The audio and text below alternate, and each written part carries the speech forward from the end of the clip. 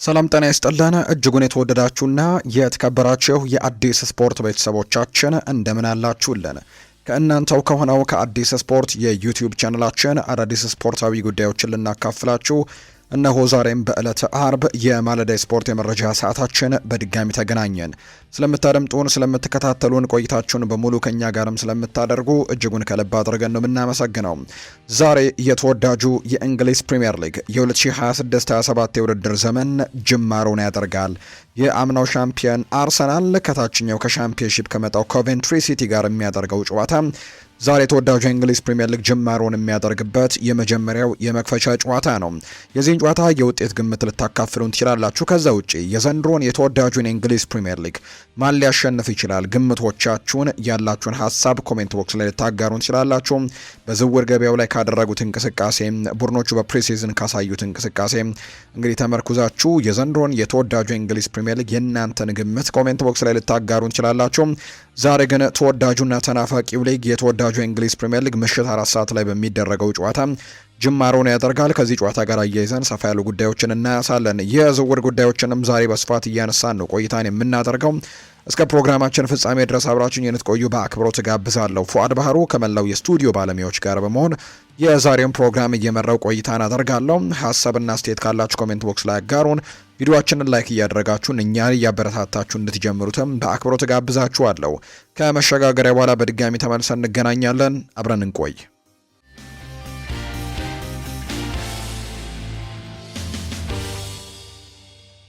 የዛሬውን ጨዋታ በማስቀደም ነው የዛሬ ፕሮግራማችንን የምንጀምረው። የተወዳጁ የእንግሊዝ ፕሪምየር ሊግ የ2026-27 የውድድር ዓመት ጅማሮውን ዛሬ ያደርጋል። አርሰናልና ኮቬንትሪ ሲቲ የመጀመሪያ ጨዋታቸውን የሚያደርጉ ቡድኖች እንደሆኑ የሚታወቅ ጉዳይ ነው። ዛሬ ምሽት ልክ 4 ሰዓት ሲል ነው ይሄ ጨዋታ የሚደረገው። የአምናው ሻምፒዮን አርሰናል በሚቀጥሉት የውድድር ዓመታቶች ይህንን ዋንጫ በድጋሚ ለማሸነፍ የሚፋለምበት እንደሆነ የሚታወቅ ጉዳይ ነው። ቡድኑንም በክረምት የተጫዋቾች የዝውውር መስኮት በትልቁ እያጠናከረ የሚገኝ ቡድን እንደሆነ ይታወቃል። በፕሪሲዝን በተለይ ቀዝቀዝ ያሉ ጊዜያቶችን አሳልፎ ነበር። ነገር ግን በኮሚን ሺልድ አሁንም ጠንካራ መሆኑን አሳይቶም ከዛ ውጭ ደግሞ በዝውውር ገበያው ላይም በጣም ጥሩ የሚባሉ ዝውውሮችን አድርጎ እንግዲህ አሁን ወደ ፕሪሚየር ሊጉ ጅማሮ መጥቷልና የዘንድሮን የፕሪሚየር ሊግ ዋንጫ ለማሸነፍም ትልቅ ቅድመ ግምትን ካገኙ ቡድኖች መካከል የመጀመሪያው ነው። አርሰናል ዛሬ መጀመሪያ የመክፈቻ ጨዋታውን ምሽት 4 ሰዓት ሲል የሚያደርግ ነው የሚሆነው። ከጨዋታው ጋር በተያያዘ አንዳንድ ተጫዋቾች በጨዋታው ላይ እንደማይኖሩ ትናንትና አሰልጣኝ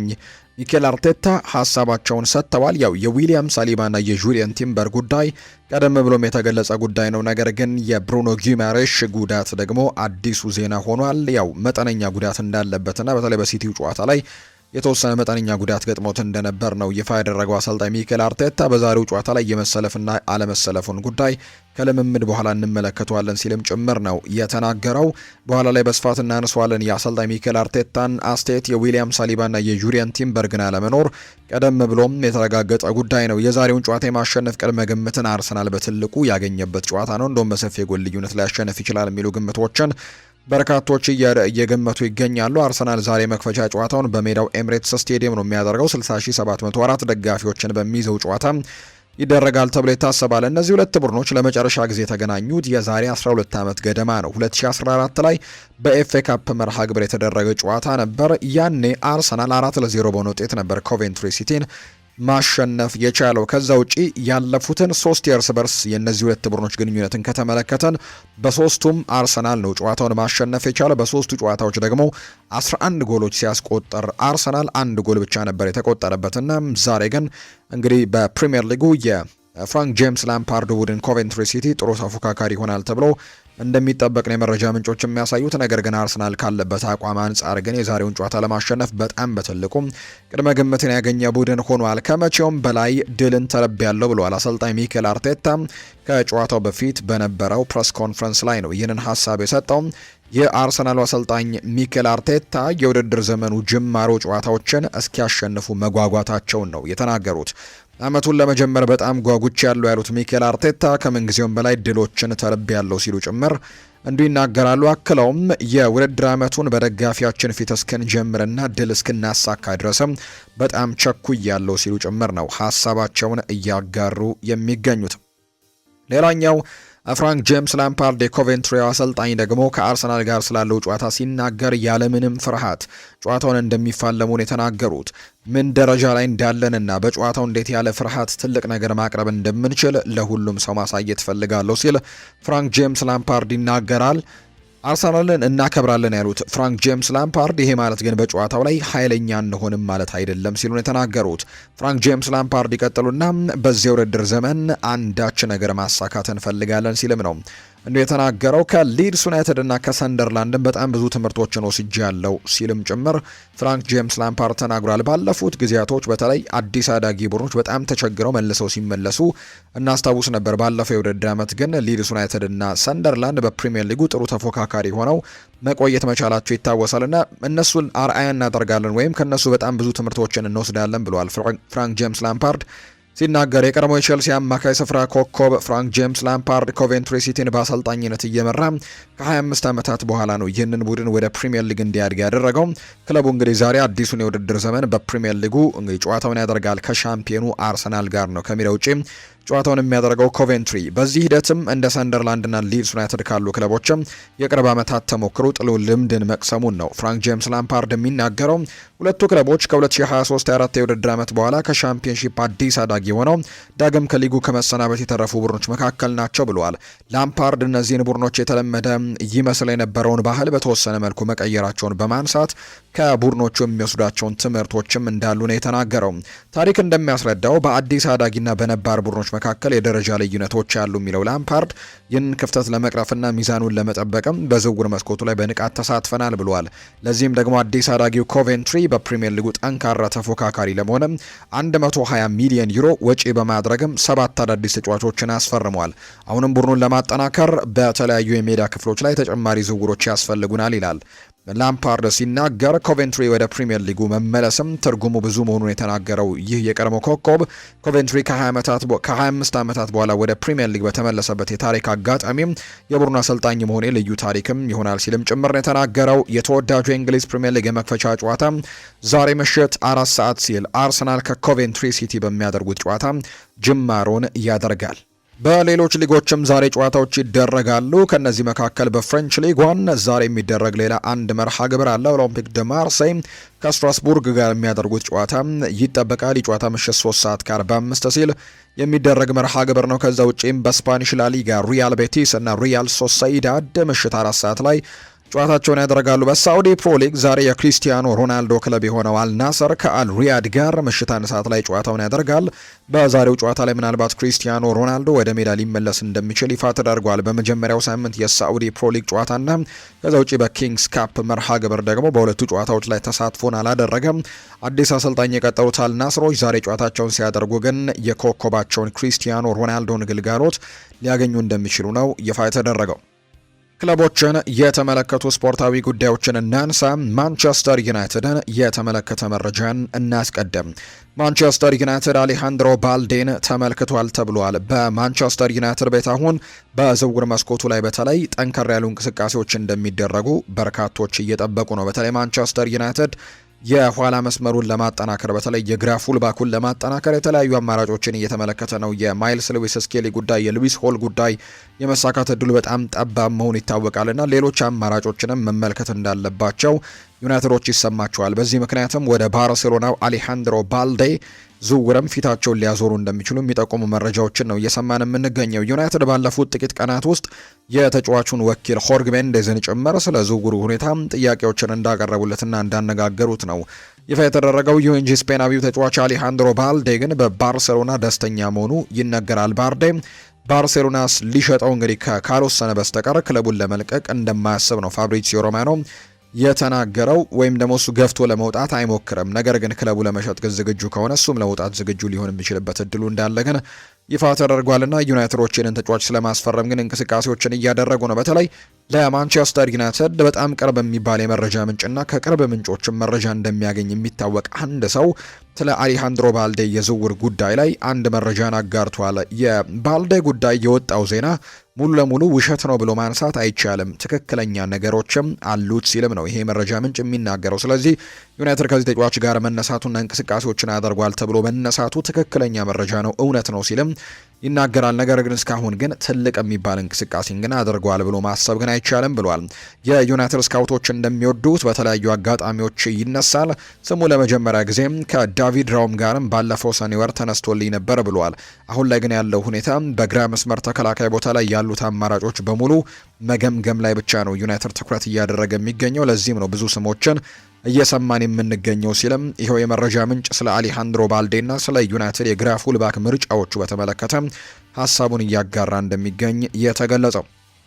የብራይተኑ ዋና ስራ አስፈጻሚ የሆነው ፖል ባርበር ስለ ካርሎስ ባሌባ የዝውውር ሁኔታ ሲጠየቅ አንዳንድ ምላሹን ሰጥቷል። ስለዚህ ጉዳይ አሁን ላይ ልናገር የምችለው ነገር የለም ሲል ይናገራል። ፖል ባርበር ሀሳቡን ሲናገር የዝውውር መስኮቱ ወቅትም እንደመሆኑ ለተጫዋቾቻችን የተለያዩ የዝውውር ጥያቄዎችም የሚቀርቡበት ጊዜ ነው ሲል ይናገራል ፖል ባርበር። በአሁኑ ሰዓት ስለ ካርሎስ ባሌባ ልናገር የምችለው ነገር ቢኖር ለእኛ በጣም ጥሩ ነገሮችን ያከናወነ ትልቅ ክህሎት ያለው ወጣት አማካይ መሆኑን ብቻ ነው መናገር የምችለው ሲልም ይናገራል። በዚህ ምክንያት ላለፉት ጥቂት ዓመታት በዓለም ላይ ካሉ ትልልቅ ደግሞ ክለቦችም እንግዲህ ክለቦቹን ሲስብ እንደነበር ወይም ፍላጎቶች ሲመጡለት እንደነበር በደንብ አውቃለሁ፣ ምክንያቱም ተጫዋቹ ትልቅ ተጫዋች ነው ሲልም ጭምር ነው ፖል ባርበር የተናገረው። የዝውውር ሂደቱ ወዴት እንደሚያመራ ግን አብረን እንመለከታለን ሲል የተናገረው። ነገር ግን አንዳንድ የማንቸስተር ዩናይትድ የመረጃ ምንጮች እንደሚናገሩት ከሆነ በተለይ ቤን ጃኮብስ በዩናይትድ ስታንድ ፕሮግራሙ ላይ ቀርበው እንደተናገረው ከሆነ በዩናይትድ እና በብራይተን መካከል የሚደረገው ድርድር ግን ቀላል ላይሆን እንደሚችል ጭምር ይፋ አድርጓል። ያለፈው ሲዝን ተጫዋቹ የሚወጣበትን የዝውውር ገንዘብ እንደማይገባው የሚያሳይ ማስረጃ አልነበረም። እኔ ብራይተን ጋር የሚደረገው ድርድር ቀላል እንደማይሆን እጠብቃለሁ ያለው ቤን ጃኮብስ ዝውውሩ ከ70 ሚሊዮን ፓውንድ ባነሰ ዝውውር ለመጨረስ እየሞከሩ ይገኛሉ። ምናልባት ዩናይትድ ግን 70 ሚሊዮን ፓውንድ አካባቢ የሚያቀርብ ከሆነ ግን ከአድኦንሶች ጋር ወይም ከጥቅማ ጥቅሞች ጋር ያንን ገንዘብ የሚያቀርብ ከሆነ ግን ዝውውሩን የማጠናቀቅ ጥሩ እድል እንዳለው ጭምር ነው እየተናገረ እንደሚገኝ የመረጃ ምንጩ ይፋ እያደረገ የሚገኘው። ናፖሊ ለጆሹዋ ዘርክዚ ጥያቄ ያቀረበ የቅርብ ጊዜ ክለብ እንደሆነ ይፋ ተደርጓል። ጣሊያን ለሱ በጣም እውን ሊሆን የሚችል ወይም አሳማኝ ማዳረሻ ሊሆን እንደሚችል ጭምር እየተነገረ ነው። ጆሹዋ ዘርክዚን በተመለከተ ከዚህ በፊት ዩቬንቱስም የዚህ ተጫዋች ፈላጊ እንደነበር የሚታወስ ጉዳይ ነው። ነገር ግን አሁን ላይ የጣሊያኑ ክለብ ናፖሊ ለዚህ ተጫዋች ጥያቄን ያቀረበ ሌላኛው ክለብ እንደሆነ ይፋ ተደርጓል። ጆሹዋ ዘርክዚ መልቀቅ እንደማይፈልግ ግን ነው የመረጃ ምንጮቹ የሚናገሩት። የኔዘርላንድ ብሔራዊ ቡድን የፊት መስመር ተጫዋች የሆነው ጆሹዋ ዘርክዚ በዩናይትድ ቤት ያለው የወደፊት ቆይታን እስካሁን በውል ሊታወቅ እንዳልቻለን የተነገረው። ምክንያቱም ተጫዋቹ በክለቡ ስለመቆየትም ያስባል የሚሉ መረጃዎች እየወጡ ይገኛሉ። እንግዲህ ማንቸስተር ዩናይትድ በበኩሉ ተጫዋቹን ለመሸጥ ከፈላጊ ክለቦች ጋርም ተደጋጋሚ ውይይቶችን ማድረጉ እየተነገረ ይገኛል። ይህም በሁለቱ ወገኖች መካከል አለመግባባት እንዲፈጠርም አድርጓል የሚል መረጃ ነው የተነገረው። ተጫዋቹ በዚህ ክረምት ማንቸስተር ዩናይትድን የሚለቅ ከሆነ መዳረሻውንም ጣሊያን ማድረግ ይፈልጋል እየተባለ ይገኛል። የኔፕልሱ ክለብ ናፖሊ ጆሹዋ ዘርክዚን ለማስፈረምም ከማንቸስተር ዩናይትድ ጋር የመጀመሪያ ዙር ውይይቶችን ማድረጉ የሚታወቅ ጉዳይ እንደሆነ ነው ቤን ጃኮብስ እና ቶክ ስፖርት መረጃውን ይፋ እያደረጉ የሚገኙ። ተጫዋቹ በአጠቃላይ የመልቀቅ እቅዶች እንደሌሉት ነው የተናገረው። ቤንጃሚን ሼስኮ ወደ ሜዳ ይመለሳል ተብሏል። የማንቸስተር ዩናይትድ አጥቂ የሆነው ቤንጃሚን ሼስኮ በሃል ሲቲ ጨዋታ ላይ ሊመለስ እንደሚችል አሰልጣኝ ማይክል ካሪክ ይፋ እያደረጉ ይገኛሉ። ቤንጃሚን ሼስኮ እና ካርል ዳርሎ በጨዋታው ስብስብ ውስጥ ሊካተቱ ይችላሉ ሲሉ ነው አሰልጣኝ ማይክል ካሪክ ጨምሮ የሚናገሩት። ቤንጃሚን ሼስኮ በጉዳት ምክንያት በቅድመ ውድድር ጨዋታዎች ላይ አለመሳተፉ የሚታወስ ነው። በሌላ በኩል ሜሰን ማውንት በጨዋታው መድረሱ አጠራጣሪ ሲሆን በጣም በቅርቡ ይመለሳል ሲሉ ጭምር እንዲሁ ተናግረዋል። የመሀል ተከላካዩ ማቲያስ ደሊት ግን አሁንም ከጨዋታው ውጪ እንደሆነ ይፋ ተደርጓል። ማርከስ ራሽፎርድ በጥሩ ቁመና ላይ ነው፣ ለጨዋታዎችም ዝግጁ ነው ሲሉ ነው አሰልጣኝ ማይክል ካሪክ ጨምረው እየተናገሩ የሚገኙት። የማንቸስተር ዩናይትድ አሰልጣኝ ማይክል ካሪክ አመቱንም ለመጀመር ጓጉቻለሁ ሲሉ እንዲሁ ሀሳባቸውን እየሰጡ ይገኛሉ። ያለፈው አመት ውጤት በራስ መተማመን እንደጨመረላቸው የገለጹት ካሪክ አዲስ አመት እንደሆነ የምናውቃለን፣ ዝግጁ ነን ሲሉም ነው የተናገሩት። ትልቅ ነገርን ለማሳካት አቅም አለን፣ ፕሪሚየር ሊጉን ማሸነፍ እንችላለን ልል አልችልም፣ ነገር ግን ጥሩ ተፎካካሪ ግን እንሆናለን። ስለ ሃል ሲቲ ጨዋታ ያነሱት እንግዲህ ካሪክ ሰዎች እንደሚሉት በፍጹም ቀላል ጨዋታ ሊሆን አይችልም ብለዋል። አዲስ ያደገ ቡድን በሜዳውን መቅጠም በጣም አስቸጋሪ ነው። ካለኝ ልምድ አንጻር ቅዳሜ ምን እንደሚጠብቀን እረዳለሁ ሲልም ጭምር ነው ማይክል ካሪክ የተናገረው። ካርል ዳርሎ በዚህ ሳምንት ልምምድ ላይ ተገኝቷል፣ ወደ ልምምድም ተመልሷል። ስለዚህም በጥሩ ብቃት ላይ ይገኛል። ደሊት ለረጅም ጊዜ ከሜዳ የሚርቅ ተጫዋች ነው። ስለዚህ በጨዋታው ላይ አይኖርም ብለዋል። እርግጥ ነው በሃል ሲቲው ጨዋታ ላይ አይሳተፍም፣ ነገር ግን በጥሩ ብቃት ላይ የሚገኝ ተጫዋች ነው። በጥሩ አቅጣጫም እየተጓዘ ነው። ስለዚህም በዚህ ደረጃ የእሱ መመለስም ለእኛ በጣም በእርግጠኝነት ትልቅ ተጨማሪ ጥቅም ይሆናል ብለዋል። ስለዚህም እንግዲህ የተለያዩ ተጫዋቾች በዚህም የጨዋታ ላይ ይመለሳሉ ሲልም የተናገረው አሰልጣኝ ማይክል ካሪክ ቡድኑን ለማጠናከር እየሰራን ነው በዝውውር መስኮቱ ላይ ብዬ አስባለሁ። በእርግጥም እየሰራን ያለነው ሁኔታዎችን በአግባቡ በመጠቀም ነገሮችን ለማሻሻልና ወደፊትም ለመራመድ በትልቁ እየሞከርን እንገኛለን ሲልም ይናገራል ማይክል ካሪክ። የዝውውር መስኮቱን ስንጀምር ከነበርንበት ይልቅ ጠንካራ ሆነን ለማጠናቀቅም እድሎችን በአግባቡ ለመጠቀምም በሚገባ እየጣርን ነው። እስካሁን ባለው ሁኔታ በጥሩ መንገድ ላይ ነን ብዬ አስባለሁ ሲል ነው ካሪክ የተናገረው። ሌላኛው ስለ ሃል ሲቲም ጭምር እንዲሁ ሀሳቡን አጋርቷል። ሲናገር ማይክል ካሪክ ወደ ፕሪምየር ሊግ በማድረጋቸው ምክንያት በክለቡ ዙሪያ ትልቅ መነቃቃት እንዳለ እናውቃለን። ፈተናውን በደንብ እንረዳዋለን። በአእምሮም ሆነ በአካልም ዝግጁ እንሆናለን ሲል ነው የተናገረው። የውድድር ዓመቱን መጀመርና የጨዋታዎችን ተከታትለው መምጣትን በጉጉት እንደጠበቀ ጭምር ይናገራል።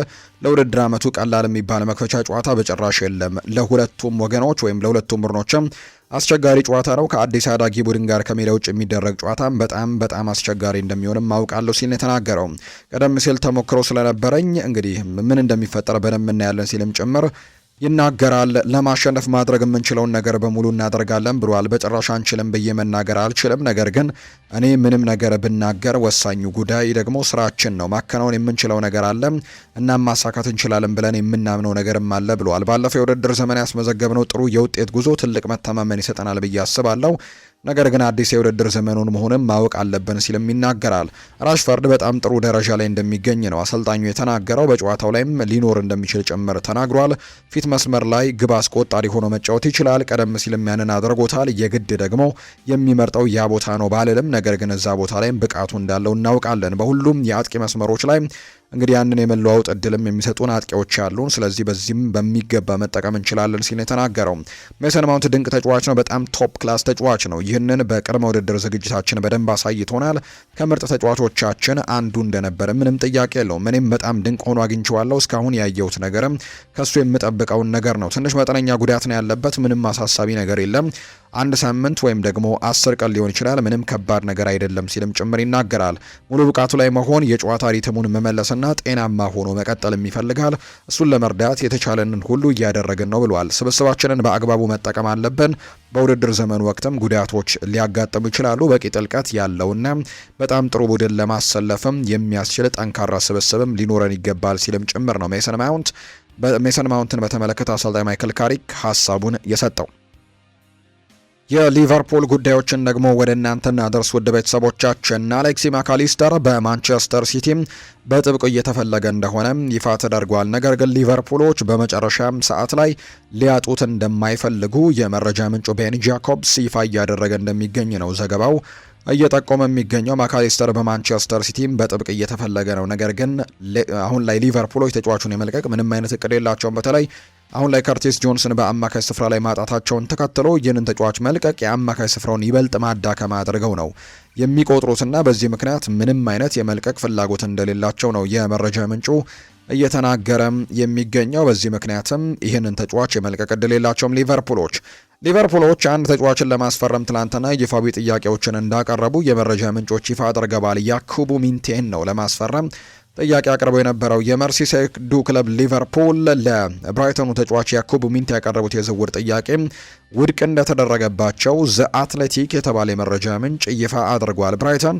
ሊቨርፑል በተጫዋቹ ላይ ያቀረበውን 50 ሚሊዮን ፓውንድ የዝውውር ሂሳብን ነው ውድቅ ያደረጉት። የ22 ዓመቱ ተጫዋች ያኩቡ ሚንቴ በአሁኑ ሰዓት በቀኝ እግሩ ላይ ካደረገው ቀዶ ጥገና በማገገም ላይ ይገኛል። ጉዳት ላይ ነው ያለው። በተጨማሪም ተጫዋቹ ለሚቀጥሉት 8 ሳምንታት የሚያክል ከሜዳ እንደሚርቅም ጭምር ነው የሚነገረው። ይሁን እንጂ ተጫዋቹ ሁለቱ ክለቦች ከስምምነት ከደረሱ ግን ለዝውውሩ ፈቃደኛ እንደሆኑ ሊቨርፑሎች ተገልጾ ነበር። ነገር ግን ብራይተኖች በገንዘቡ ጉዳይ ላይ ከስምምነት መድረስ አልቻሉም። በተለይ ሊቨርፑሎች መሐመድ ሳላህን መተካት የሚችል ተጫዋችን ይፈልጋሉ። እርግጥ ነው በያኩቡ ሚንቴ መተካት በጣም ከባድ ይሆናል ተብሎ ቢታመንም፣ ነገር ግን በተለይ ብራድሊ ባርኮላ ቢመጣ በግራው ክንፍ ላይ ነው የመሰለፍ እድሉ በጣም ሰፊ ሊሆን የሚችለው እንጂ መሐመድ ሳላ በሚጫወትበት ቦታ ላይ ብዙ ጊዜም ለአገልግሎት ሲውል ተመልክተነው አናውቅም። ስለዚህ በዛ ቦታ ላይ የሚጫወተውን ያኩቡ ሚንቴን ለማስፈረም ግን ጥረቶችን እያደረጉ ይገኛሉ። በቀጣይም ክትትሎችን እንደሚያደርጉበት ጭምር ይጠበቃል። ሚንቴ በሊቨርፑል ክትትል ከሚደረግባቸው በርካታ የክንፍ መስመር ተጫዋቾች መካከል አንደኛው ነው። የሞሐመድ ሳላህን መልቀቅ ተከትሎ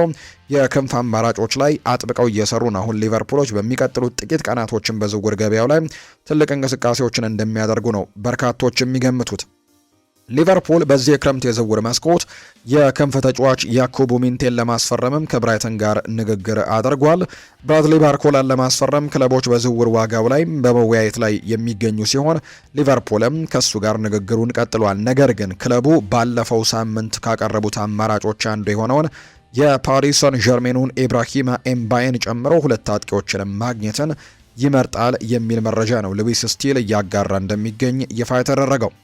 ሊቨርፑል ኤንድሪክን የማግኘት እድልንም አስመልክቶ ሪያል ማድሪድን ጠይቋል የሚል መረጃ ይፋ ተደርጓል። በያን ዲዮማንድ መምጣት የመጫወት እድሉ ምክንያትም ተጽዕኖ እንዳደረበት ተገልጿል። ነገር ግን ሪያል ማድሪድ ብራዚላዊውን ተጫዋችም እንዲለቅም እንደማይፈልግ ነው እየተገለጸ የሚገኘው። በዚህ ምክንያትም ሊቨርፑል ኤንድሪክን የማግኘት እድልን አስመልክቶ ሪያል ማድሪድን ጠይቆ የነበረ ቢሆንም የመሳካት እድሉ ግን በጣም ጠባብ ሆኗል። አሰልጣኝ አንዶኒ ኢራኦላ ከርቲስ ጆንስ እንዲለቅ ፍላጎት እንደሌለው በግልጽ አስታውቆ ነበር። ነገር ግን አዲስ የውል ማራዘሚያ ስምምነት ላይ መራመድ ባለመቻሉና አማካዩ አዲስ ፈተናን ለመሞከር ከፍተኛ ፍላጎት ስላለው ሊቨርፑል እንዲለቅ ፍቃድ ለመስጠትም ወስኗል የሚል መረጃ ነው ጄምስ ፒርስ ሀሳቡን ያጋራው። ፓሪስ ሳን ዠርሜኖች ሚካ ጎድስን ከፈረሙ በኋላ ወይም ካስፈረሙ በኋላ የመጀመሪያ የዋጋ ጥያቄውን ለመቀነስ ለብራድሊ ባርኮላ ፍቃደኛ ሆኗል። ሊቨርፑልም ይህንን መልእክት የሚረዳው ዋጋውን የበለጠ ዝቅ ለማድረግ ጥረት እያደረገ ነው የሚገኘው። ይህ ደግሞ የንግድና የድርድር ጨዋታ ነው። ነገር ግን ሊቨርፑል ወደ ውድድሩ ወይም ወደ ድርድሩ ለመመለስም በጣም የቀረበ እንደሚመስል ነው የመረጃ ምንጮቹ ይፋ እያደረጉ የሚገኙት። የአርሰናል መረጃዎችን ደግሞ እንንገራችሁ። አሰልጣኝ ሚኬል አርቴታ ሉዊስ ስኬሊ በጭራሽ ክለቡን አይለቅም ይቆያል ብለዋል። የአርሰናሉ አሰልጣኝ ሚኬል አርቴታ ከዛሬው የፕሪሚየር ሊግ የመክፈቻ ጨዋታ በፊት በነበራቸው አስተያየት ላይ ሲናገሩ ሉዊስ ስኬሊ በአርሰናል ይቆያል። እንግዲህ ጥያቄ ቀርቦላቸው ነበር ይቆያሉ የሚል ጥያቄ ቀርቦላቸው 100% እርግጠኛ ነኝ ሲሉ ነው ምላሻቸውን የሰጡት። አሰልጣኙ አያይዘውን ቡካዮ ሳካና ዴክላን ራይስ ለኮቬንትሪ ጨዋታ ዝግጁ መሆናቸውን አረጋግጠዋል። በሌላ በኩል ዩሪየን ቲምበር ገና የቡድን ልምምድ እንዳልጀመረ ነው አሰልጣኝ ሚኬል አርቴታ ይፋ ያደረጉት። ብሩኖ ጊማሬሽ እየተሻሻለ ነው፣ ነገር ግን ሁኔታውን ማየትም አለብን፣ የምናየው ይሆናል ሲሉ ጭምር ይናገራሉ አሰልጣኝ ሚኬል አርቴታ።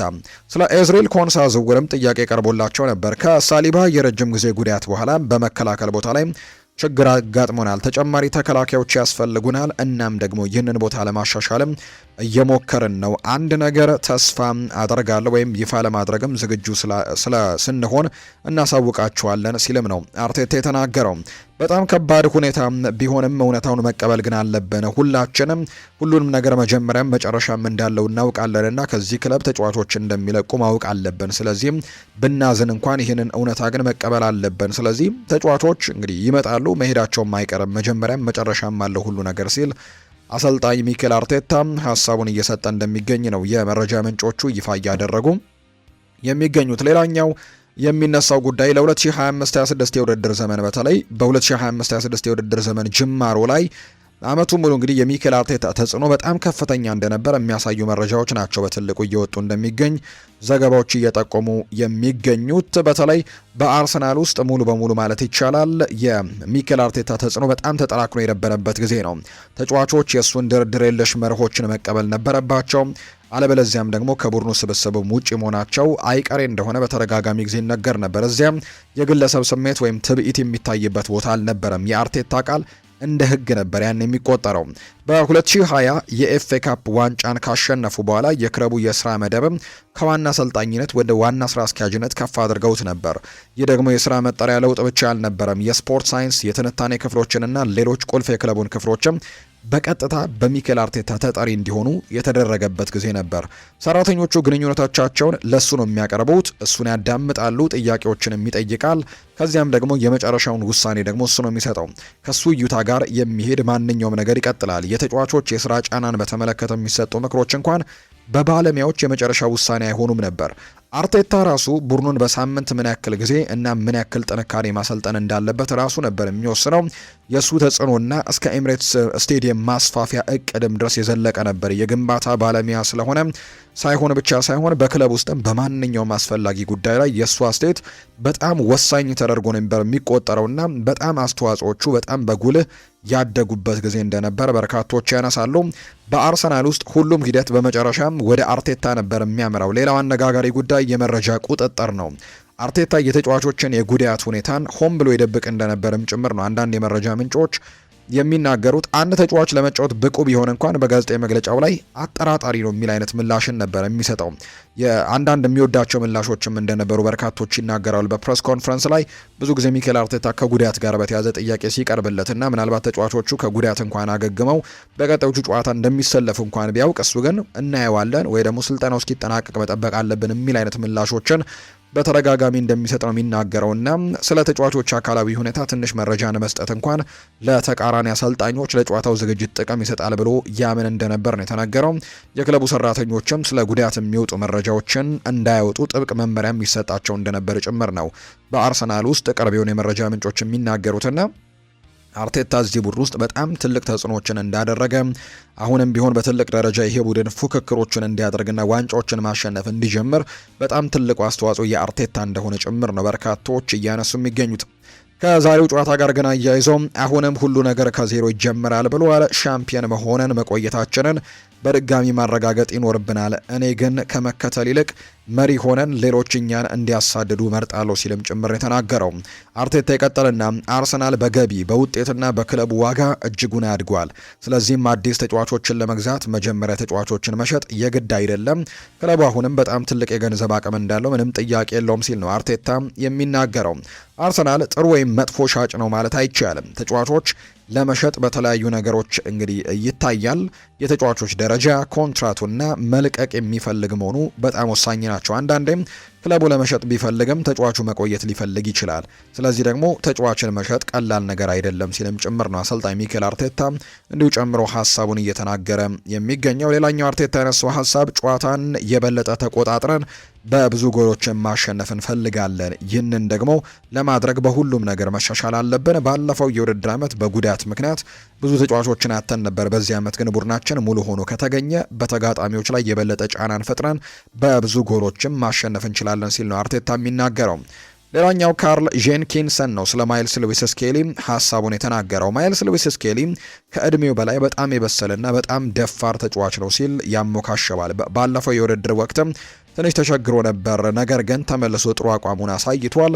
አሁን በአማካይ ሜዳ ላይ ሲጫወት በጣም ጥሩ ነው። ሁሉንም ችሎታዎች ያሟላ ተጫዋች አድርጌ ነው የምቆጥረውና በጣም ጥሩ ተሰጥኦ ያለው ተጫዋች ነው ሲል ነው ካርል ጄንኪንሰን ሀሳቡን እየተናገረ የሚገኘው።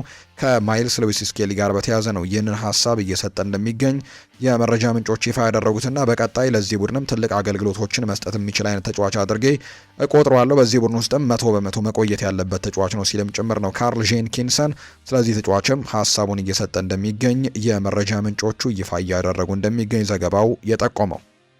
ከቼልሲ ጋር የተያዙ መረጃዎችን ደግሞ ወደ እናንተ እናደርስ ውድ ቤተሰቦቻችን።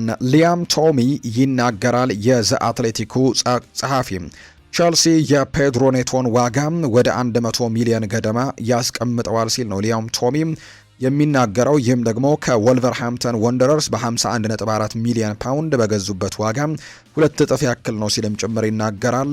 ቼልሲም የፔድሮ ኔቶን ዋጋ በቅርብ ውድድር ጨዋታዎች ላይ ፔድሮ ኔቶ በአጥቂ ሚና ከዣው ፔድሮ፣ ከኮል ፓልመር፣ ከሞርጋን ሮጀርስ፣ ከኤስቴቫው እና ምናልባትም ኤንዞ ፈርናንዴዝ በክለቡ ከቆየም ከሱም በኋላ ሊሆን የሚችል አይነት አማራጭ ተደርጎ እንደሚቆጠር በደንብ ተመልክተናል። ነገር ግን የአውስትራሊያና የኤዥያ ጉብኝት አዲስ ሀሳብን በዚህ ተጫዋች ላይ አሳይቶናል። ስለዚህም ፔድሮ ኔቶ እንደ ቀኝ ዊንግ ባክ ወይም ደግሞ ራይት ዊንግ ባክ ሚናም ሊጫወት እንደሚችል ጭምር ግምቱ አለኝ ሲልም ጭምር ነው እየተናገረ የሚገኘው። ቻቪ አሎንዞ በ3-4-2 አቀማመጡ በዚህ ሚና እንደሚያየውም ተጠቁሟል። ይህም ደግሞ በ2016-17 በአንቶኒዮ ኮንቴም የቪክተር ሞሰስ ወደ ዊንግ ባክ በተሳካ ሁኔታ የቀየረውን ታሪክም ሊደግመው እንደሚችል ጭምር ነው ሊያም ቶሚ የዛ አትሌቲኩ ጸሐፊ እየተናገረ የሚገኘውና ምናልባት ተጫዋቹ በክለቡ የሚቆይ ከሆነና ወደ ሌሎች ክለቦች የማይሸጥ ከሆነ በአዲስ ሚና ልንመለከተው እንችላለን እንጂ ልክ እንደ አምናው በክንፍ መስመሮች ላይ በቋሚነት የመሰለፍ እድሉ ምናልባት አጠራጣሪ ሊሆን እንደሚችል ጭምር ነው እየተናገረ የሚገኘው። የዛ አትሌቲኩ ሊያም ቶሚ ነው ይህንን ሀሳብ እየተናገረው። የአትሌቲኮ ማድሪድ የፕሮፌሽናል ፉትቦል ዳይሬክተር ማቴዎ አለሚን የኒኮላ ጃክሰንን የውሰት ዝውውር ለማጠናቀቅ ለንደን እንደገባ ትላንትና ይፋ ተደርጓል። አትሌቲኮ ማድሪዶች ኒኮላ ጃክሰን ለማስፈረም በጣም ትልቅ ፍላጎት እንዳላቸው ነው እየተገለጸ የሚገኘውና በዚህ ምክንያትም ተጫዋቹን ለማስፈረም ትልቅ እንቅስቃሴዎችን ለማድረግም ወደ ለንደን ገብተዋል። የአትሌቲኮ ማድሪዱ ዳይሬክተር ማቴዎ አለሚን አትሌቲኮ ማድሪዶች ቸልሲ ተጫዋቹን ደሞዝ ከፊል እንዲከፍልላቸው እንደሚፈልጉ ነው እየተገለጸ የሚገኘው። ነገር ግን በቸልሲ በኩል አንድ እምነት አለ። ይህንን ተጫዋች በቋሚነት የመልቀቅ እንጂ በውሰት በድጋሚ የመልቀቅ አይነት ፍላጎቶች እንደሌላቸው እየተገለጸ ነው። አትሌቲኮ ማድሪድ ኒኮላ ጃክሰንን ለማስፈረም እየተከታተለ ቢሆንም ቸልሲ ግን ዋና ትኩረቱ በተጫዋቹ ሽያጭ ላይ እንደሚያደርግ ነው የተገለጸው። ማለትም ቸልሲ ኒኮላ ጃክሰንን በድጋሚ በውሰት ከመላክ ይልቅ በቋሚ ዝውውር መሸጥን ይመርጣል ተብሏል። ባለፈው የውድድር ዓመትም በውሰት ወደ ባየር ሚኒክ አምርቶ ማሳለፉን እናስታውሳለን እና ከዛ ውጭ አሁን ላይ ግን በቋሚነት መሸጥን ነው ምርጫቸው የሚያደርጉት። ከአትሌቲኮ ማድሪድ በተጨማሪ ግን ሌላኛው የእንግሊዝ ክለብ የሆነው ደግሞ አስተን ቪላም የዚህ ተጫዋች ፈላጊ እንደሆነ እየተገለጸ ይገኛል። የኡናይ ኤምሪ ቡድን ይህንን ተጫዋች ፈልገዋል። በተለይ ከአሰልጣኝ ኡናይ ኤምሪ ጋር ከዚህ በፊትም በቪያሪያል በጋራ መስራታቸው የሚታወስ ነውና በዚህ ምክንያት ተጫዋቹን ለማስፈረም አስተን ቪላን ፍላጎት አለው። ነገር ግን አትሌቲኮ ማድሪድ ገፍቶ መምጣቱ ያሳያል። ምክንያቱም ዳይሬክተሩ ጭምር ለንደን ገብተው ከቸልሲ አመራሮች ጋር ለመነጋገርም እንቅስቃሴዎችን እያደረጉ እንዳለ ነው የተገለጸው። ቻቪ አሎንዞ ይናገራል። በቡድኑ በጣም ደስተኞች ነን ብሏል። ቻቪ አሎንዞ ሲናገር የቸልሲው አሰልጣኝ ቻቪ አሎንዞ ከፕሪሚየር ሊጉ የመክፈቻ ጨዋታ በፊት ነው አስቴቱን የሰጠው። ቻቪ አሎንዞ ስለ ኤንዞ ፈርናንዴስ ተጠይቆ ሲናገር እሱ የቸልሲ ተጫዋች ነው፣ እሱ በትልቅ ደረጃ ያለ ተጫዋች ነው ሲልም ይናገራል። እሱ ስላለን ደስተኞች ነን፣ ሰኞ ላለብን ጨዋታ እየተዘጋጀን ነው ሲል ጨምሮ ይናገራል። በቡድኑ ደስተኞች ነን ያሉት ቻቪ አሎንዞ ብዙ ደግሞ ትክክለኛ ምርጫዎችን አድርገናል፣ አሁን ላይ በጥሩ ሁኔታ ላይ እንገኛለን ሲልም ነው የሚናገረው። ስለ ፉልሃሙ አሰልጣኝ አርቤሎ የተጠየቁት ቻቪ አሎንዞ ጥሩ ግንኙነት አለን፣ ነገር ግን ሜዳ ላይ ስንገባ ጓደኝነት የለም፣ ለ90 ደቂቃ እንፋለማለን ሲልም ነው የተናገረው። ቸልሲ የፕሪሚየር ሊግ የመጀመሪያ ጨዋታውን ሰኞ ምሽት 4 ሰዓት ላይ ከፉልሃም ጋር እንደሚያደርግ የሚታወቅ ነውና የቻቪ አሎንዞም የመጀመሪያ ፕሪሚየር ሊግ ጨዋታው ይሆናል በአሰልጣኝነት ተብሎ ይጠበቃል። ያ ጨዋታ በርካቶችም በጉጉት የሚጠብቁት ጨዋታ ይሆናል ተብሎ ነው የሚጠበቀው። ቻቪ አሎንዞ ይቀጥልና ኤንዞ ፈርናንዴዝ የቸልሲ ተጫዋች ነው፣ እሱ ትልቅ ተጫዋች እንደሆነ ሁላችንም በጠንቅቀን እናውቃለን፣ በሱም ደግሞ ደስተኞች ነን፣ በቀጣይ ለዚህ ቡድንም በጣም ትልቅ አገልግሎቶችን እንደሚሰጠንም ጠንቅቀን እናውቃለን ሲል ነው ቻቪ አሎንዞ የሚናገረው። ቻቪ አሎንዞ ስለ ዣኦ ፔድሮም እንዲሁ ሀሳቡን ሰጥቷል። ከዣኦ ፔድሮ ጋር ብዙ እንወያያለን፣ ምክንያቱም እሱ ምርጥ ተጫዋች ብቻ ሳይሆን እጅግ በጣም ጥሩ ስብዕናም ያለው ሰው ነው። እንደ ተጫዋችና እንደ መሪም እያሳየን ያለውን እድገት በእያንዳንዱ ጨዋታ ላይ በግልጽ ይታያል። ምርጥ የውድድር ዘመን ለማሳለፍም የሚያስችል ትኩረትና ከፍተኛ ፍላጎትም አለው ሲል ነው ቻቪ አሎንዞ ስለ ዣኦ ፔድሮ የተናገረው። ቻቪ አሎንዞ ይቀጥልና በዓለም ዋንጫ ተሳትፎ ምክንያት አንዳንድ ተጫዋቾች ትንሽ ተጨማሪ ጊዜም ሊያስፈልጋቸው ይችላል። ሆኖም ግን ለሰኞ ጨዋታ ግን አሰላለፉን ሊመረጡ የሚችሉ ናቸው ሲልም ነው ቻቪ አሎንዞ የተናገረው። አሎንዞ ስለ ፉልሃም አሰልጣኝም የቀድሞ የቡድን አጋሩ ስለሆነው አልቫሮ አርቤሎም ጥያቄ ቀርቦለት ነበር። እንግዲህ ሁለቱም ደግሞ ተከታታይ የሪያል ማድሪድ አሰልጣኝ እንደነበሩ እናስታውሳለን። ባለፈው የውድድር ዓመት አሰልጣኝ ቻቪ አሎንዞ ከባየር ሌቨርኩዘን ሪያል ማድሪድን ከተረከቡ በኋላ ጥሩ ጊዜን አላሳለፉም በሚል ከአሰልጣኝነት ሲሰናበቱ እንግዲህ ሻቪ አሎንዞን ተክቶ የመጣው የነበረው አሰልጣኝ አልቫሮ አርቤሎ እንደነበረ እናስታውሳለን። ከዛ ውጭ የቡድን አጋሮችም እንደነበሩ የምናስታውሰው ነውና ግንኙነት ሊኖረን ይችላል። ነገር ግን ሜዳ ላይ ስንገባ ግን ጓደኝነትም ሆነ ያለፈ ታሪክ በጭራሽ አይሰራም። ለ90 ደቂቃ እንታገላለን ሲልም ነው ቻቪ አሎንዞ ስለ አልቫሮ አርቤሎ ሀሳቡን የተናገረው። ማልኮ ፓሌስትራ በሁለቱም በኩል የመጫወት ብቃት አለው ተብሏል። በጣም ጥሩ ሰው ነው። ያወጣው ደግሞ አዲስ መንፈስ ወይም ጉልበትም ትልቅ ተጨማሪ እሴት ነው ብሏል ቻቪ አሎንዞ። የእሱ ያጫወት ስልትም የተለየ ነው። እዚህ አካባቢ ብዙም የተለመደ አይደለም፣ ነገር ግን በጣሊያን በጣም የተለመደ ነውና በደንብ እንግዲህ የሚያውቀው አይነት ሚና ነው። በጣም ጥሩ ተጫዋች እንደሆነም ተመልክቻለሁ ሲልም ነው የተናገረው። ኤስቴቫኦ ዊሊያን በቀጣዩ የአዲስ ውልና የደሞዝ ጭማሪ የሚያገኝ ተጫዋች እንደሚሆን በርካቶች ይጠብቃሉ። የዣኦ ፔድሮ አዲስ ውል የቼልሲ ተጫዋቾችን ለምርጥ አፈጻጸማቸው እውቅና ለመስጠት ውላቸውን የማደስ እቅድም አካል ተደርጎ ይቆጠራል። ይህም ደግሞ በኮል ፓልመር እንዲሁ ደግሞ በሞይስ ካይሴዶ ተጀምሮ አሁን ላይ ደግሞ በዣኦ ፔድሮ እንደቀጠለ ይፋ ተደርጓል። በቻቪ አሎንዞ ዣኦ ፔድሮ አዲሱን የቼልሲ ውልም እንዲፈርም በማድረግ ረገድም ትልቅ ሚና ነበረው ተብሏል። ኤድዋርዶ ቡርጌስ ነው የዲያሪዮ አሱ ዘጋቢ መረጃውን ይፋ እያደረገ እንደሚገኝ ዘገባው የጠቆመው። የማንቸስተር ሲቲን ጉዳዮች ደግሞ ወደ እናንተ እናደርስ ውድ ቤተሰቦቻችን። ማንቸስተር ሲቲም ተጫዋች ለማስፈረም ጠንክሮ እየሰራ እንደሆነ ይፋ ተደርጓል። ማንቸስተር ሲቲም የፓልሜራሱን የክንፍ መስመር ተጫዋች አለን ኤሊያስን ነው ለማስፈረም እየሰራ እንደሆነ ይፋ የተደረገው። ማንቸስተር ሲቲዎች የተጫዋቹን የሳቪኒዮን ተተኪ ለማድረግም በማለም ነው ጥረት መጀመራቸው የተገለጸው። ተጫዋቹ በፓልሜራስ ባለው ኮንትራት ውስጥ ውል ማፍረሻው 100 ሚሊዮን ዩሮ መሆኑ እየተነገረ ነው። የብራዚሉ ክለብ ፓልሜራስ ተጫዋቹን የመልቀቅ ፍላጎት እንደሌለው ዘ አትሌቲክ ዘግቧል። በተለይም አሁን ላይ የቶተንሃም ሆትስፐርሶች ሳቪኒዮን ለማስፈረም ከጫፍ መድረሳቸውን እንዲሁ ፋብሪዚዮ ሮማኖ አረጋግጧል። ተጫዋቹን ለማስፈረም ጥሩ ስራዎችን ሰርተው አጠናቀዋልና በቀጣይ ቀናት ይህንን ተጫዋች ለማግኘትም ሙከራዎችን እንደሚያደርጉ ይታወቃል። በዚህ ምክንያትም እንግዲህ ይህንን ተጫዋች ያጡታልና ተጫዋቹን ለመተካት ደግሞ አለን ኤሊያስን ለማስፈረም ሙከራዎችን እያደረጉ እንዳለ የሚያሳዩ መረጃዎችን ነው ይፋ እያደረጉ እንደሚገኝ ዘገባው እየጠቆመም የሚገኘው። ይህንን ተጫዋች ለማስፈረም ግን በጣም ከፍተኛ ጥረት እንደሚጠይቀው ነው ማንቸስተር ሲቲ እየተገለጸ የሚገኘው። በዚሁ የሪያል ማድሪድ ጉዳዮችን እናንሳ። አሰልጣኝ ዦዜ ሞሪኒዮ ትናንትና ሀሳባቸውን ሰጥተዋል። ላሚን ያማል እኛ ቡድን ውስጥ ቢሆን ቦታ አያገኝም ነበር ሲሉ ነው ዦዜ ሞሪኒዮ የተናገሩት። የሪያል ማድሪዱ አሰልጣኝ ዦዜ ሞሪኒዮ የባርሴሎናው ተጫዋች ላሚን ያማል ወደ ቡድናቸው ቢሄድ ቦታ እንደማያገኝ ነው የተናገሩት። ላሚን ያማል ያለ ጥርጥር አስደናቂ ተጫዋች እንደሆነ አውቃለሁ ያሉት ዦዜ ሞሪኒዮ ገና የሚያድግ አቅምን ይዟል ሲሉ ጭምር ይናገራሉ። በሱ እድሜ የአውሮፓና የዓለም ሻምፒዮን መሆን ያልተለመደ ነገር ነው ሲልም ነው የሚናገሩት። ነገር ግን እኛ ትልቅ ደረጃ ላይ ያለ ስብስብ ነው ያዝነው ያሉት ዦዜ ሞሪኒዮ ወደዚህ ቢመጣ ቦታ አይኖረውም ሲሉ ጭምር ይናገራሉ። አክለውም እኔ እሱን ለሪያል ማድሪድ አላስፈረመውም፣ የእኛ ተጫዋቾች ምርጦች ናቸው ሲልም ጭምር ነው አሰልጣኝ ዦዜ ሞሪኒዮ የተናገሩት። ሪያል ማድሪድ ከጠየቀኝ በኋላ በጭራሽ እንቅልፍ ሊወስደኝ አልቻለም፣ በጭራሽ ልተኛ አልቻልኩም ብሏል። ያን ዲዮማንድ ነው ይህንን ሀሳብ የተናገረው። ሪያል ማድሪድ የተቀላቀለው ያን ዲዮማንድ የዝውውር ጥያቄ ሲቀርብለት ማመን እንዳልቻለ ነው የተናገረው። ሪያል ማድሪድ ከጠየቀኝ በኋላ ልተኛ አልቻልኩም ያለው ያን ዲዮማንድ ማመን አልቻልኩም ነበር ሲል ይናገራል። አክሎም ሪያል ማድሪድ ሲደውል እምቢ አይባልም፣ የዓለም ምርጡ ክለብ ነው ሲልም ይገልጸዋል። ለዦዜ ሞሪኒዮ ስትጫወት ለሱ ለመሞት ትፈልጋለህ፣ ለሱ ደግሞ ዝግጁ ነኝ ሲልም ጭምር ነው የተናገረው። የመጀመሪያ ፕሮፌሽናል ጨዋታዬን ከሪያል ማድሪድ ጋር ነበር፣ አሁን ደግሞ የነሱ ተጫዋች ነኝ። ይሄ የፈጣሪ ስራ ነው፣ እኔ አፍሪካዊ ነኝ፣ በፈጣሪ ማምናለሁ ሲልም ነው ያን ዲዮማንድ ጨምሮ የተናገረው። እዚህ ቦታ ላይ ትደርሳለህ ወይ ብላችሁ ብትጠይቁኝ ኖሮ አዎ በእርግጠኝነት ትደርሳለሁ ብዬ ነበር እመልስላችሁ ሲልም ነው ያን ዲዮማንድ ጨምሮ የተናገረው። ሪያል ማድሪድ ለኔ ብዙ ገንዘቦችን አውጥቷል፣ ነገር ግን ምንም አይነት ጫናዎች ግን አይሰማኝም ሲልም ነው ያን ዲዮማንድ የሚናገረው። ለምን እፈራለሁ? በእኔ ላይ ብዙ ገንዘቦችን ካወጡ በእኔም ደግሞ ያምናሉ ማለት ነውና ስለዚህም እኔም ደግሞ ማመኔን መቀጠል አለብኝ ብሏል። እኔ ራሴን አደርጋለሁ፣ ፈጣሪ ደግሞ የቀረውን ይሞላልኛል ሲልም ጭምር ያን ዲዮማንድ ይናገራል። ለመጀመሪያ ጊዜ ከዦዜ ሞሪኒዮ ጋር ስንነጋገር ፈረንሳይኛ በመናገራቸው በጣም ተገርሜ ነበር። በፖርቱጋል ከሌሊቱ 11 ሰዓት ነበር። እኔን በስልክ ለማነጋገር ብቻ ነበር ከእንቅልፋቸው የተነሱት። ይህም ደግሞ እኔ ለነሱ ምን ያክል አስፈላጊ ተጫዋች መሆኔን አሳይቶኛል። በዚህ ምክንያትም ወደዚህ እንድመጣም ትልቅ ውሳኔዎችን እንደወስንም አድርጎኛል ሲልም ጭምር ነው የተናገረው ሀሳቡን ሲሰጥ። ያን ዲዮማንድ ይቀጥልና ዦዜ ሞሪኒዮ በጣም ጠንካራ ስብዕና አላቸው። ይሄ ጥሩ ነው፣ ምክንያቱም አንዳንድ ጊዜ ወጣት ስትሆን ትኩረትን ታጣለህ። እኔ እንደ ወጣት ተጫዋች እንዳድግና ራሴንም እንድገነባ ደግሞ ትክክለኛው አሰልጣኝ እሳቸው እንደሆኑ በደንብ አስባለሁ ሲልም ጭምር ነው የተናገረው።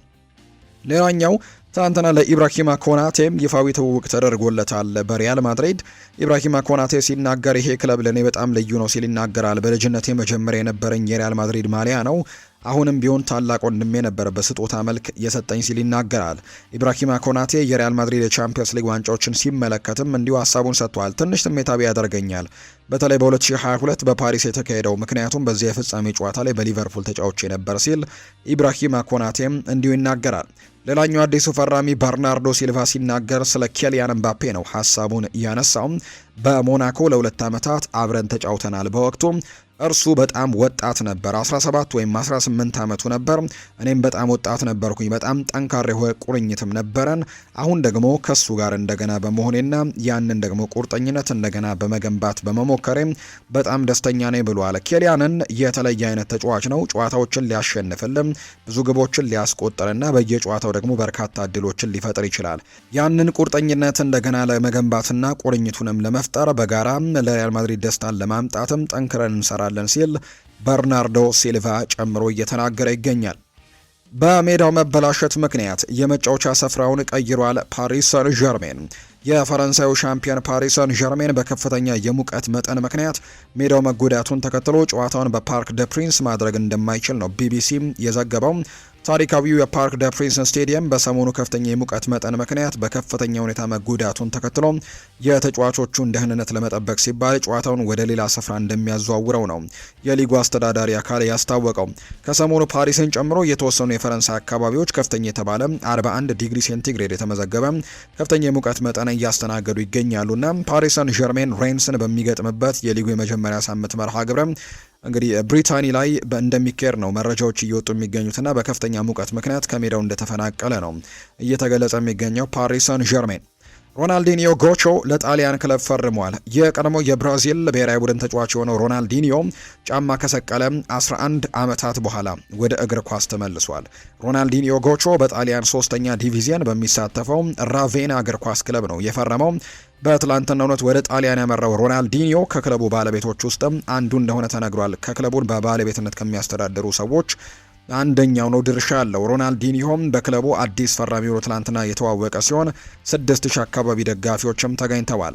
በቡድኑ ቀጣይ ጨዋታም ዝግጁ ስለመሆኑ ያልተነገረ ሲሆን ዓላማው ግን የእግር ኳስ ሕይወቱን የመጨረሻ ጎል ማስቆጠር መሆኑ ይፋ ተደርጓል። የ46 ዓመቱ ሮናልዲኒዮ ለመጨረሻ ጊዜ ሜዳ ላይ እንግዲህ የታየው እንደምናስታውሰው 2015 ላይ እንደነበር እናስታውሳለን። ከፍሎሚኔንሴ ጋር በነበረ ጨዋታ ነበር ለመጨረሻ ጊዜ ሜዳ ላይ ታየው። አሁን በድጋሚ በጣሊያን 3ኛ ዲቪዚየን ልንመለከተው እንደምንችል ነው ይፋ የተደረገው። የኔን ክብረ ወሰን ማሻሻል የሚችለው ማርከስ ራሽፎርድ ብቻ ነው ብሏል ወይን ማርክ ሩኒ ሲናገር። የማንቸስተር ዩናይትድ የምንጊዜም ከፍተኛ ግብ አስቆጣሪ የሆነው ወይን ማርክ ሩኒ ማርከስ ራሽፎርድ በማንቸስተር ዩናይትድ ቢቆይ ምርጫው እንደሆነ ተናግሯል። በማንቸስተር ዩናይትድ ያሳካውን የክለቡን ከፍተኛ ግብ አስቆጣሪነት ክብረ ወሰንን የማሻሻል አቅም ያለው ማርከስ ራሽፎርድ ሆኖ እንደሚሰማው ነው የተናገረው ወይን ማርክ ሩኒ። ይህንን ለማድረግ ግን ላቅ ያለ የአሸናፊነት ጉጉት ሊኖረው ይገባል ብሏል።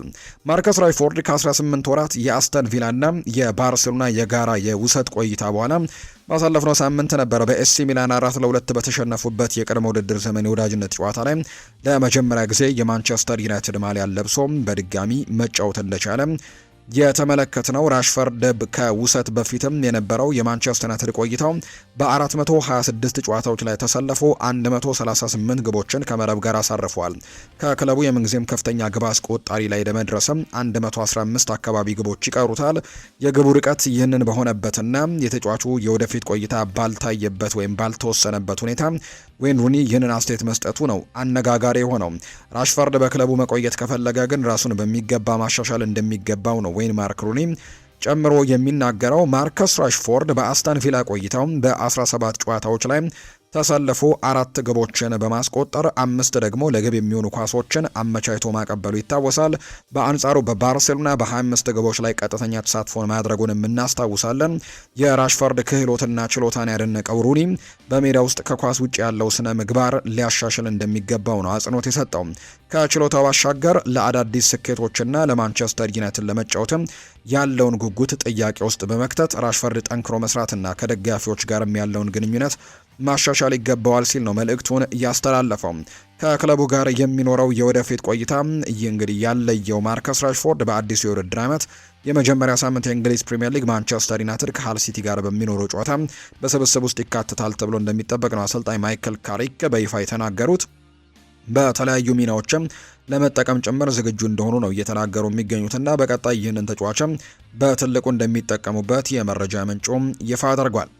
የሴሪኤው ሻምፒዮን ኢንተር ሚላን የ30 ሚሊዮን ዩሮና የቦነስ ጥቅል ሊቨርፑል በመጨረሻም ሊያሳምነው ችሏል። በከርቲስ ጆንስ ላይም ሙከራዎችን አድርገው ተሳክቶላቸዋል።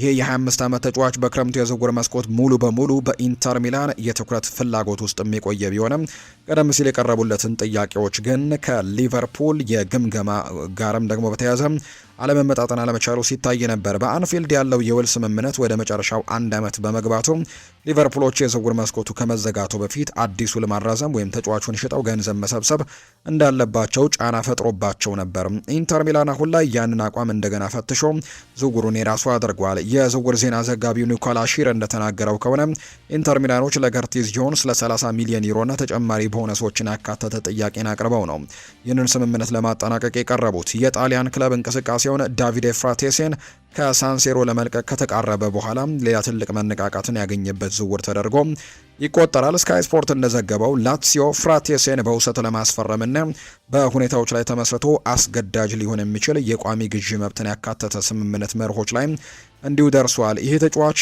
መውጣቱ ኢንተር ዋነኛ የሜዳ መሃል ሜዳ ላይ በሆነው ደግሞ በከርቲስ ጆንስ ላይ ያለውን ጥረትም እንደገና እንዲያድስም በር ከፍቶለታል።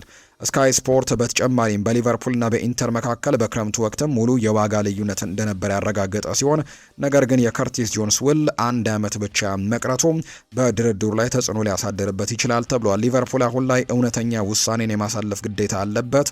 ከርቲስ ጆንስም የአካዳሚ ፍሬ ነው፣ እንዲሁ ደግሞ ክለቡን በደንብ ያውቀዋል። እንዲሁም በአማካይ ክፍል ላይም ጠቃሚ ሁለገብነትንም ይሰጣል።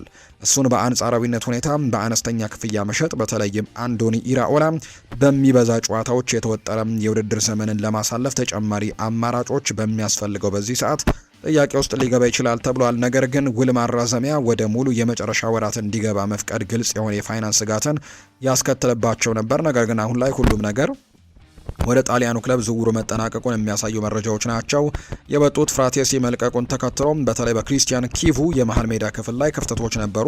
የ30 ሚሊዮን ዩሮ ዋስትና ያለው ክፍያ ደግሞ አሁንም ሊቨርፑሎች የተስማሙበት ዋጋ እንደሆነ የመረጃ ምንጮቹ ይፋ እያደረጉ ይገኛሉ። የተወደዳችሁና የተከበራችሁ ቤተሰቦቻችን ለዛሬ ያዝንላችሁ አዳዲስ ስፖርታዊ መረጃዎቻችን እነዚህን ይመስላሉ።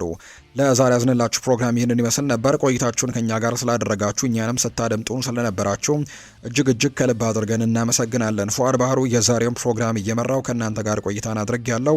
የተለያዩ ርዕሰ ጉዳዮችን ያካፈልንበት የዛሬ ፕሮግራማችንም ይህን ይመስል ነበር። ቆይታችሁን ከኛ ጋር ስላደረጋችሁ እኛንም ስታደምጡን ስለነበራችሁ እጅግ ከልብ አድርጌ ያመሰገንኩኝ። በቀጣይ ፕሮግራሞቻችን ሌሎች ርዕሰ ጉዳዮችን፣ ሌሎች አዳዲስ መረጃዎችን አካተን በድጋሚ ተመልሰን እስክንገናኝ ድረስ መልካም ጊዜ መልካም ደግሞ ቀን እንዲሆንላችሁ ነው በአክብሮት የምመቻችን። ሌሎች ርዕሰ ጉዳዮችን፣ ሌሎች አዳዲስ መረጃዎችን አካተን በድጋሚ ተመልሰን እስክንገናኝ ድረስ መልካም ጊዜ መልካም ደግሞ ቀን እንዲሆንላችሁ ነው በአክብሮት የምመኝ